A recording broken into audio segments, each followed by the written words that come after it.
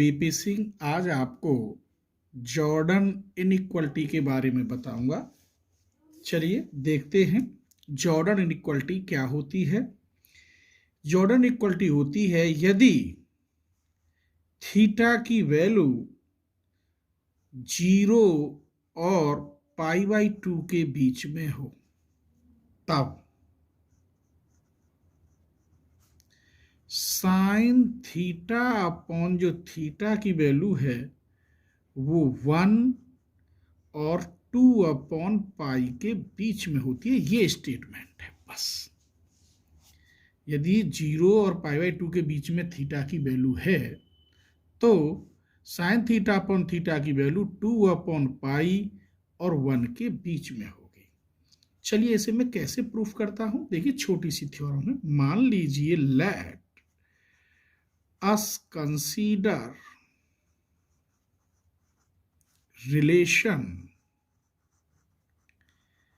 ले लिया मैंने y = cos थीटा, ये रिलेशन ले लिया।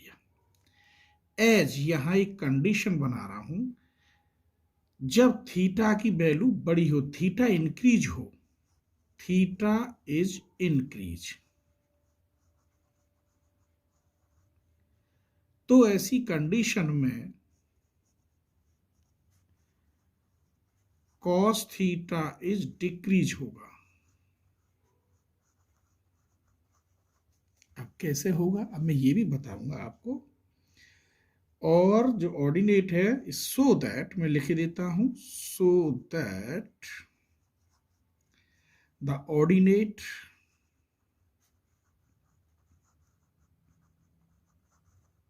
ये जो y है डिक्रीजिंग।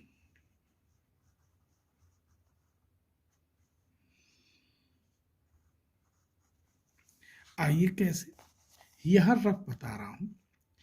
कॉस थीटा का जो फंक्शन है वो हमेशा डिक्रीजिंग होता है। क्यों होता है, ये मैंने कॉस थीटा लिख ली। अगर थीटा की वैल्यू आप 0 रखें, क्या रखें 0, तो इसकी वैल्यू कितनी हुई 1 हुई।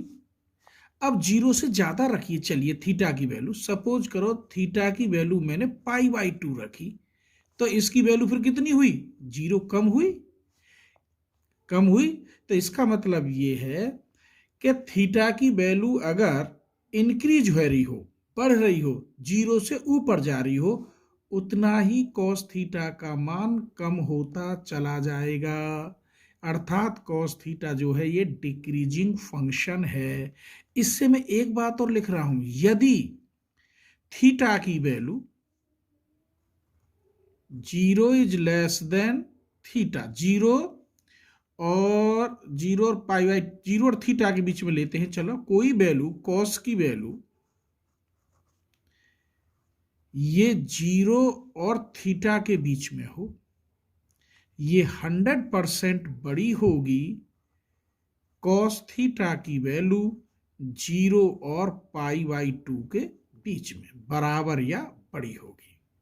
समझ गए, थीटा अगर 0 और थीटा के बीच में कॉस की वैल्यू हो, वो हमेशा बड़ी होगी किससे, यदि कॉस थीटा की वैल्यू 0 और π/2 के बीच में आए। ठीक है, चलिए मैं यहाँ पे एक थोड़ा सा ग्राफ बना रहा हूं छोटा सा, उससे देखते हैं।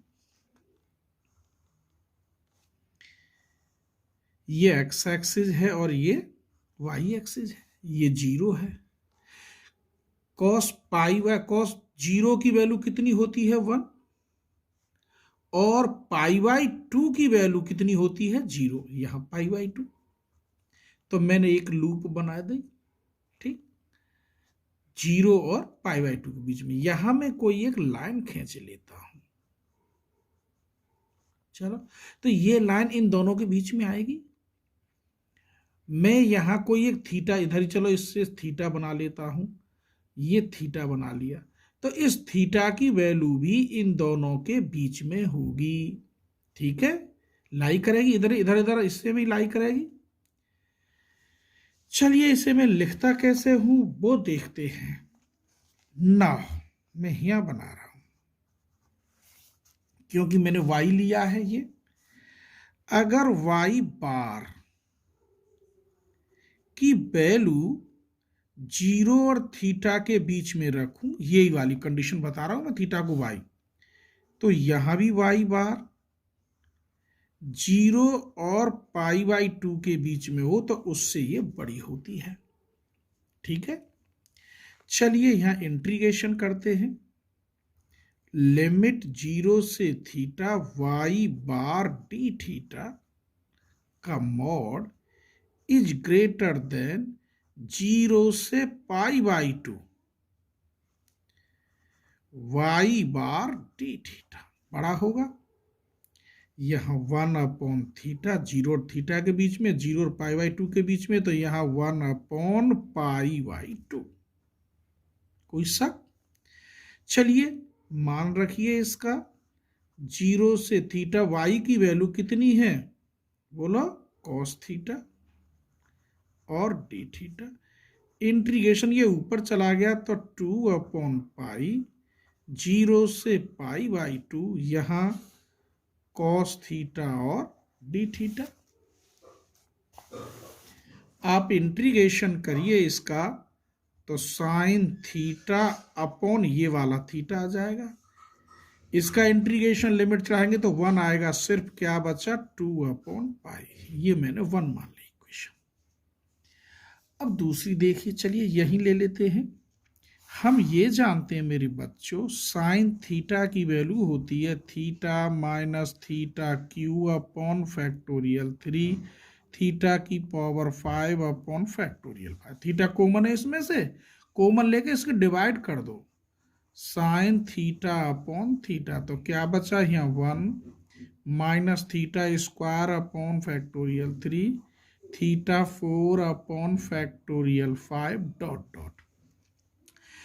अब एक बात देखिए आप, ये साइन थीटा अपॉन थीटा का मान 1 से कम दिख रहा है क्योंकि ये माइनस हो रहा है, इवन है, 1 में से ये माइनस हो रहा है।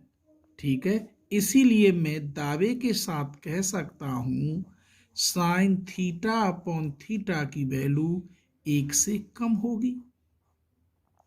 अब इन दोनों इक्वेशनों से बाई फर्स्ट एंड सेकंड, इन दोनों से कंपैरिजन करोगे तो ये 2/π छोटा है किससे, साइन थीटा अपॉन थीटा, और इससे छोटा है ये 1। ये प्रूफ करना था आपको।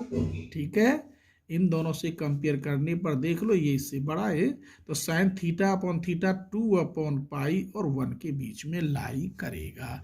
यही एक छोटी सी थ्योरम थी। ठीक है, थैंक यू, धन्यवाद।